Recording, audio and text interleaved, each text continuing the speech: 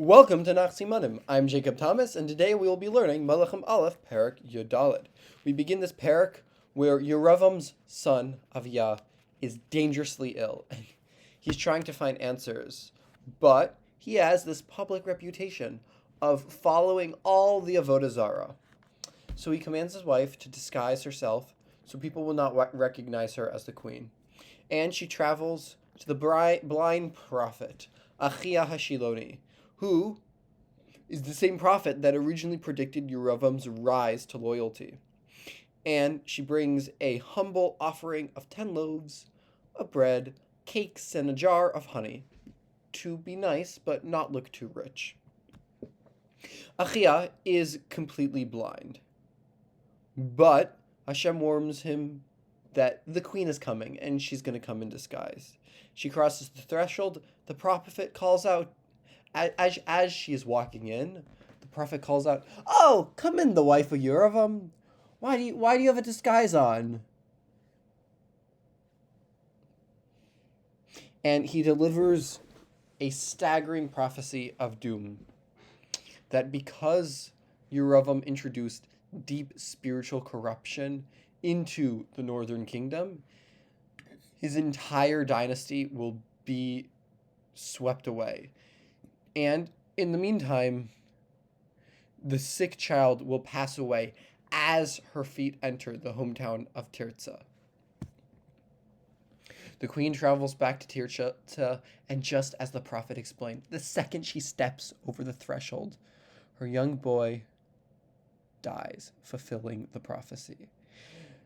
All of the northern kingdom of Israel mourns this loss. And they recognize him as being one of the only members of Yeravam's household who had goodness in the path of Hashem. And Yeravam passes away shortly after a 22-year turbulent rule over the 10 northern kingdoms. His son Nadav succeeds him as throne and has this highly unstable kingdom and spiritual legacy.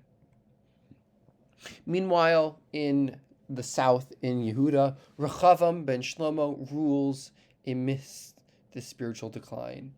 And he also gets people to make unauthorized bamos, altars, and monuments. And in the 5th year, Shishak, the king of Egypt, launches a military invasion on Yehuda, loots the treasuries, and takes all the iconic golden shields that Shlomo built, that we had a description of before. And Rechavam, because he still needs shields, needs to manufacture cheap bronze shields, symbolizing the loss of the golden glory that Bnei Israel had during the time of David and early Shlomo. As a recap, we have the disguise of Yeravam's wife to go to Achia Shiloni, but Achia Shiloni knows the disguise from God, gives a prophecy of the destruction of Yeravam's dynasty. We have immediate sign of the sick child dying. Now you have the glory of Yerushalayim, of the dynasty of Yehuda being lost, which leads Rechavam to swap out the golden shields for bronze ones. We are in perek Yodalid, so just like Zichru, we use a juggler, because Yodalid is Yad in Hebrew, which is a hand, and we use a juggler to make it more distinct. The prophet juggles a prophecy about Yeravam's downfall. This reminds us how in this perek we have the disguise of Yeravam's wife, who goes to Achia Hashiloni, because Yeravam's son is sick, and Achia Shiloni gives a prophecy about the destruction of Yeravam's kingdom, the death of his son that will happen. We have a description of the loss of the glory of Yerushalayim. One more time with the simon. The prophet juggles a prophecy about Yeravam's downfall. We're now going to do a 4 perek back chazar, starting with perek Yud, in which we use a minyan of Yidden. The queen is amazed by the minyan of Yidden that built the Beis Hamikdash. This reminds us how in this perek the queen of Sheba comes to see is Shlomo really as smart as he is? And is his kingdom really as great as the rumors she saw? And she finds, yeah, they are. And we have a description of all the greatness of Shlomo's kingdom. We're now perek Yud Aleph, in which we use stars.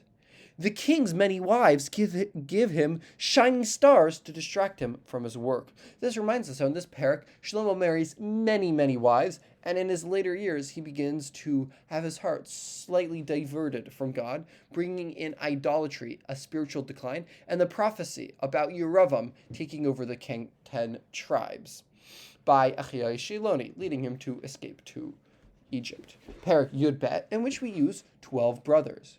10 of the 12 brothers leave their father. This reminds us how in this perek, Shlomo dies, Rechavam takes over the kingdom, and the people ask him to lower taxes. He does not. He increased taxes, leading them to leave, and Yeravam to become their king. But in this perek, Yeravam also builds some golden calves.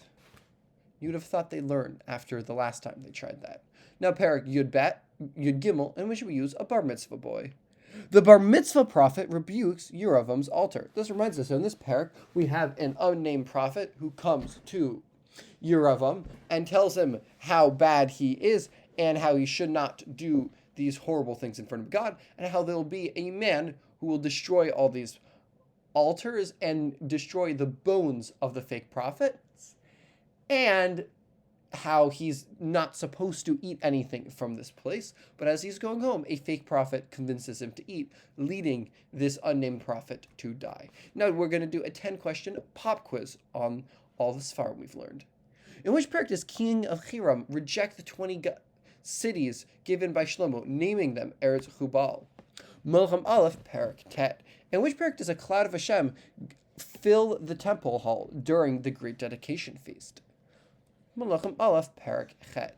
In which perek does Shishak, the king of Egypt, plunder Yerushalayim and steal the golden shields that were made by Shlomo?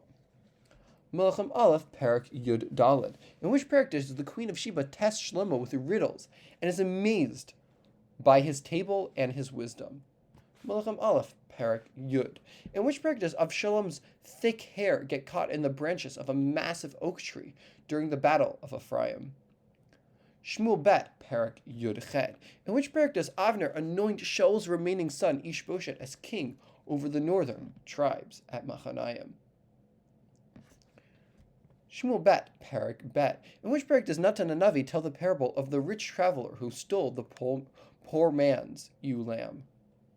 Shmuel Bet, perek Yud Bet. In which perek does Yeravam's wife go in full disguise to Shiloh to consult the blind Achiyah Hashiloni about their sick child, leading to a devastating prophecy? Melachim Aleph, perek Yud Daled. In which perek does Shaul search extensively for his father's lost donkey and encounter Shmuel Hanavi? Shmuel Aleph, perek Tet.